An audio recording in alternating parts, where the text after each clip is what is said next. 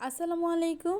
আজকে আমি আপনাদের সাথে শেয়ার করছি অসাধারণভাবে একটি এক কালার কাপড়কে আপনারা কিভাবে গর্জিয়াস করতে পারবেন এবং আপনার যে বাচ্চার জন্য এই ড্রেসটি তৈরি করবেন আপনার বাচ্চার জামার সাথে আর কারোর জামার মিল হবে না, এটা আমি গ্যারান্টি দিয়ে বলতে পারছি। কারণ আপনি যদি এই ড্রেসটি একবার বানান, আপনি যদি টেলিং নিয়ে কাজ করেন বা টেলারিং নিয়ে কাজ করে থাকেন, অবশ্যই আপনার কাছে মানুষ এই ড্রেসটি সেলাই করার জন্য আসবে যে তুমি তোমার মেয়ের জন্য যে ড্রেসটি বানিয়েছো সেটা আমার বাচ্চার জন্য বানিয়ে দাও। কথা না বাড়িয়ে আমরা কাটিং পর্বে চলে যাচ্ছি। এখানে আমি 4 পাট কাপড় নিয়েছি। এটার লেন্থ হচ্ছে এখানে 23 ইঞ্চি পরিমাণ এবং পাশে হচ্ছে আমাদের 8 ইঞ্চি পরিমাণ। তো এটা আমরা কিন্তু জামার যে টপ পার্ট সেটা কাটিং করব। যেহেতু এখানে 2 হাত বহরের কাপড় আছে, তো 2 হাত বহরের কাপড় যেহেতু এখানে আমাদের বাচ্চার বয়স অনুযায়ী এবং যে বডি অনুযায়ী এখানে কাপড়টা হয়ে যাবে। তো এখানে আমি একটি কাপড় নিয়েছি 23 ইঞ্চি পরিমাণ। তো গলার লেন্থ নিচ্ছে আমরা এখানে 2 ইঞ্চি পরিমাণ, যে লংটা নিচ্ছি আমরা এখানে 4 ইঞ্চি পরিমাণ। তো এখানে আমি এখানে বক্স প্লেটেড করে কাটিং করে নিচ্ছি। তো কাঁধের জন্য নিচ্ছি আমরা এখানে 3.5 ইঞ্চি পরিমাণ, যেহেতু আমি এখানে 5 বছর বাচ্চার জন্য তৈরি করছি সেই জন্য। আরমোল নিচ্ছি আমরা এখানে 6 ইঞ্চি পরিমাণ, পেটের দিকে মানে বডি মেজারমেন্ট নিচ্ছি 7 ইঞ্চি, পেটের দিকে নিচ্ছে আমরা এখানে 6.5 ইঞ্চি এবং 7 ইঞ্চি নিচ্ছে আবার মাজার দিকে। এবং আরমোল থেকে আমরা কিন্তু যে সাইড ফাড়ার অংশ সেটাও কিন্তু দিব 7 ইঞ্চি পরিমাণ। এখন আমি প্রত্যেকটা দাগ অনুযায়ী কাটিং করে নিব। ব্যাক পার্ট আমরা শর্ট দিচ্ছি যেহেতু বাটন হোল ব্যবহার করব, তো 1.5 ইঞ্চি নিয়েছি।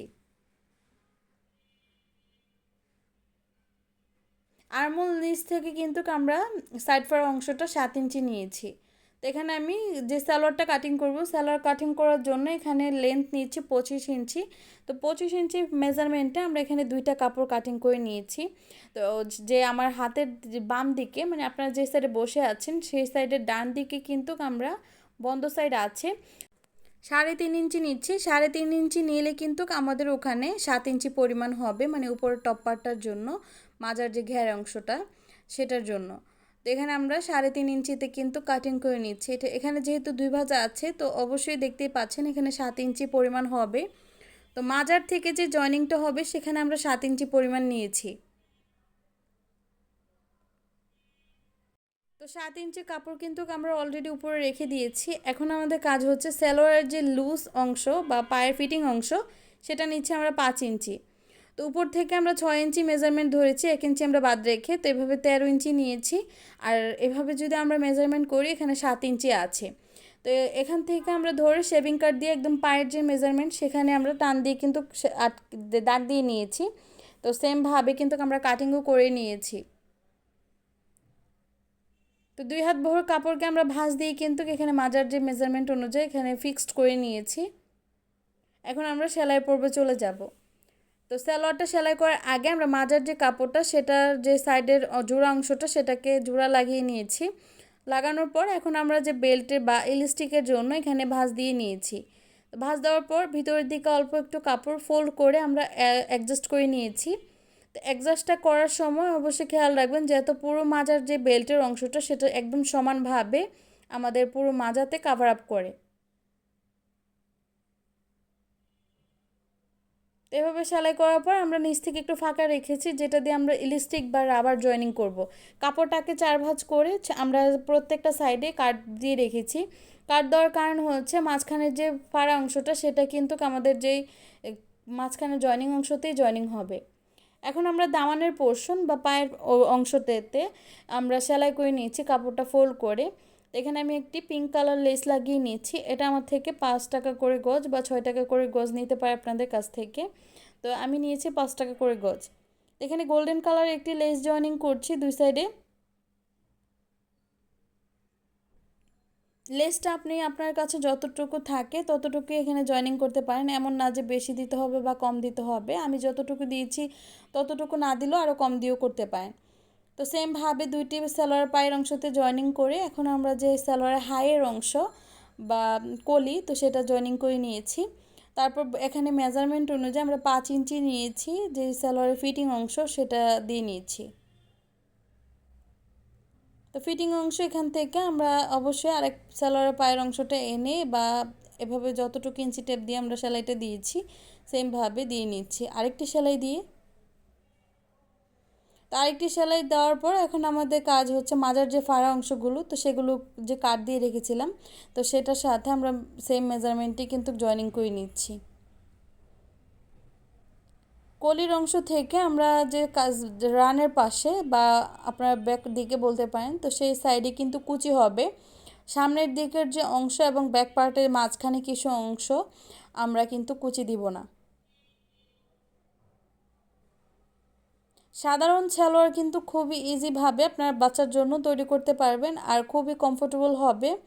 এই গরমে ইজিলি কিন্তু বাচ্চারা ক্যারি করতে পারবে। তো পুরো মাজাতে আমরা ঘুরিয়ে ঘুরিয়ে ডাবল সেলাই দিয়ে দিয়েছি। তো সালোয়ারটা কিন্তু আমাদের কমপ্লিট হয়ে গিয়েছে। এই হচ্ছে যে সালোয়ারের পায়ের অংশটা। আশা করছি আপনাদের কাছে ভালো লেগেছে। এখন আমরা জামার যে অংশটা সেটার জন্য চলে যাব। এক সাইড থেকে কর্নার থেকে আমরা এভাবে কিছু ইঞ্চি টেপ দিয়ে এভাবে দাগ দিয়ে নিচ্ছি, এবং বডির মেজারমেন্ট অংশতে আমরা কিছু এল সাইজ করে দাগ দিয়ে নিয়েছি। তো সেক্ষেত্রে এখানে যতটুকু দাগ দিয়েছি এমন না যে সবগুলোতে আমার লেস লাগাতে হবে। আপনার যতটুকু ভালো লাগছে যে জামাটাতে ফুটে উঠেছে ততটুকু লাগালেই হবে।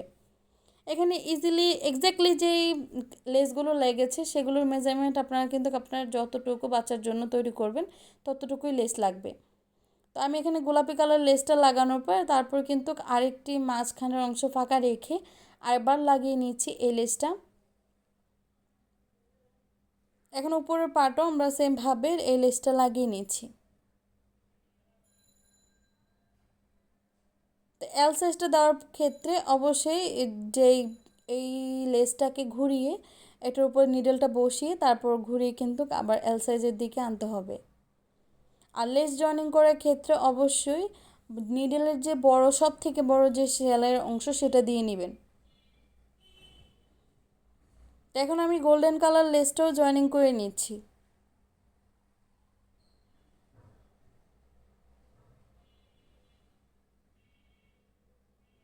সেমভাবে আমি এই লেসটাকেও ঘুরিয়ে কিন্তু সেলাইটা করে নিব, আর অবশ্যই নিডলটাকে বসিয়ে তারপর ঘুরিয়ে নিব।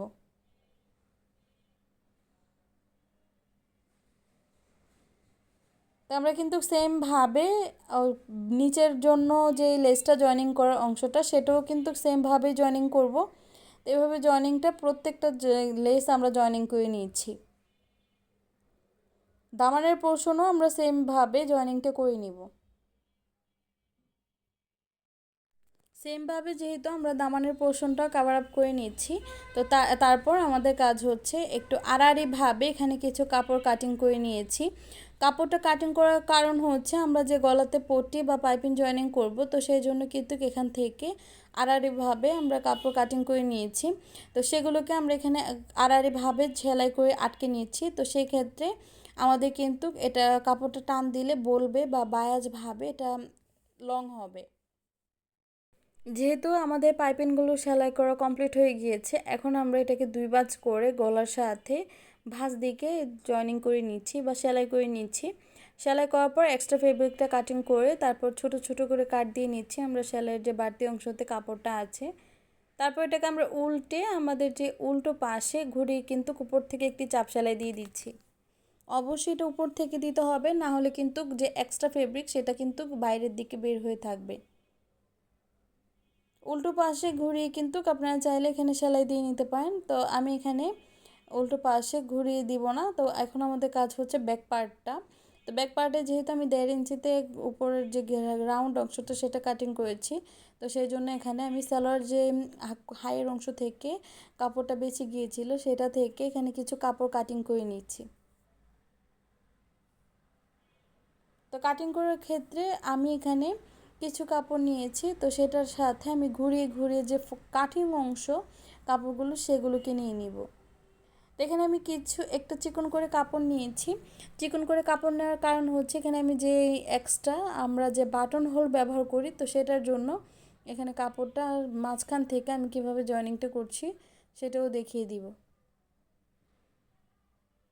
এখন আমরা বাটন হোলটা ভিতরের দিকে এন্ড করে দিব। রাউন্ড দিকটা আমরা কাপড়ের বাঁ দিকে রেখেছি, তো সেই জন্য এখানে আমরা ঘুরিয়ে পুরোটা রাউন্ড সেলাই করে নিয়েছি।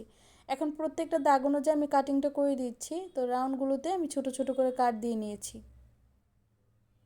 এটাকে আমরা ঘুরিয়ে আমরা উল্টো পাশে নিয়ে যাচ্ছি। উল্টো পাশে নেওয়ার ক্ষেত্রে দেখতে পাচ্ছেন বাটন হোল যে অংশটা সেটা কিন্তু ইজিলি বের হয়ে গিয়েছে। তারপর এক সাইডে শুধু একটা বোতাম লাগালেই সুবোতাম, তো ইজিলি কিন্তু আমাদের যে বাটন হোলের অংশটা সেটা কিন্তু একদম ফিক্সড হয়ে যাবে।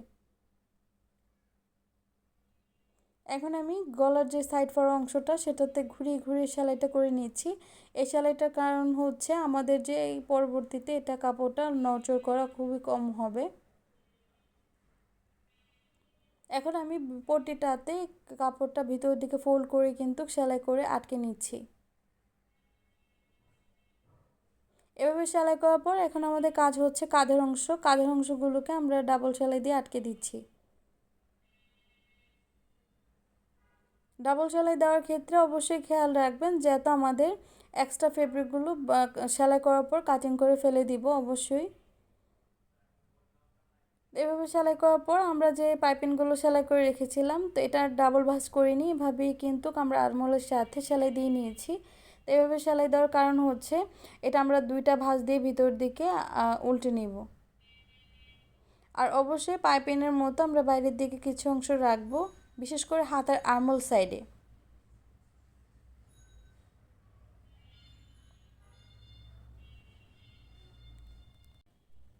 আরমোল সাইডটাকে আমরা ভালোভাবে সেলাই করে নিয়েছি। এখন আমাদের কাজ হচ্ছে বডি মেজারমেন্ট দেওয়া। তো বডির সাইডগুলোতে আমরা একসাথে করে তারপর এখানে বডি মেজারমেন্ট সেলাই দিয়ে নিয়েছি। তো 7 ইঞ্চিতে এসে আমরা এখানে ডাবল সেলাই দিয়ে ঘুরিয়ে আবার একটি সেলাই দিয়ে নিব। তো অন্য বডির মেজারমেন্টও কিন্তু আমরা সেমভাবেই দিয়ে নিব।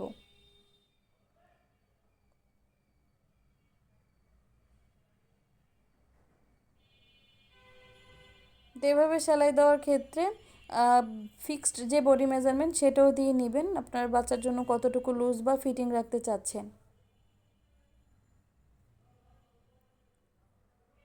তো সেমভাবে সেলাই করার পর এখন আমাদের কাজ হচ্ছে হাতের সাহায্যে কাপড়টাকে ফোল্ড করে সমান করে নিয়েছি। তো আরেকটা টিপস আপনাদেরকে দিয়ে দিচ্ছি। তো এটাকে জামার যে অংশটা সেটা আমরা ভাঁজ দিকে নিব। ভাঁজ দিকে নিয়ে কিন্তু আমরা এক্সট্রা ফেব্রিকটা ভিতর দিকে অ্যাঙ্কের উপর থেকে একটি চাপ সেলাই দিয়ে নিব। এভাবে সেলাই দিয়ে আমরা আবার উল্টো পাশে চলে যাব। উল্টো পাশে গিয়েও কিন্তু সেমভাবে দিব। তো আমরা সেমভাবে আরেকটি যে সাইড ফার অংশ সেটাও জয়েনিং করে নিচ্ছি।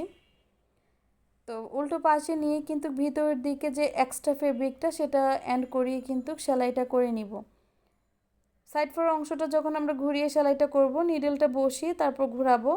তো ঘোরানোর ক্ষেত্রে খেয়াল রাখবেন যাতে লেসগুলোতে কোনো এক্সট্রাভাবে যে কুঁচকে যায় সেটা যাতে না যায়। তো সাইড ফোর অংশগুলো সেলাই করার পর আমরা এখন দামানের পোর্শন যাচ্ছি। দামানের পোর্শনটা আমরা ভিতর দিকে কাপড়টা ফোল্ড করে কিন্তু সেলাইটা করে নিচ্ছি। এখানে চাইলে আপনারা হাতা জয়েনিং করতে পারেন, তো আমি এখানে হাতা জয়েনিং করিনি, কারণ হচ্ছে এখন যেহেতু প্রচণ্ড পরিমাণ গরম হচ্ছে, তো সেই কারণে কিন্তু বাচ্চাদের আরামবোধের জন্য আমি এখানে হাতা ইউজ করিনি। আপনারা চাইলে এখানে হাতা ইউজ করতে পারেন। তো আপনাদেরকে এখন আমি দেখিয়ে দিচ্ছি জামা এবং সালোয়ার একসাথে রেখে কেমন লাগছে এবং লুকটা কেমন এসেছে। এই হচ্ছে জামা এবং সালোয়ারের যে ফাইনাল লুক। আশা করছি আপনাদের কাছে আজকের এই ভিডিওটি ভালো লেগেছে। আর যদি ভালো লেগে থাকে অবশ্যই আমাকে কমেন্ট করে জানাতে ভুলবেন না। আজকের মতো এখানে বিদায় নিব। আল্লাহ হাফেজ, আসসালামু আলাইকুম।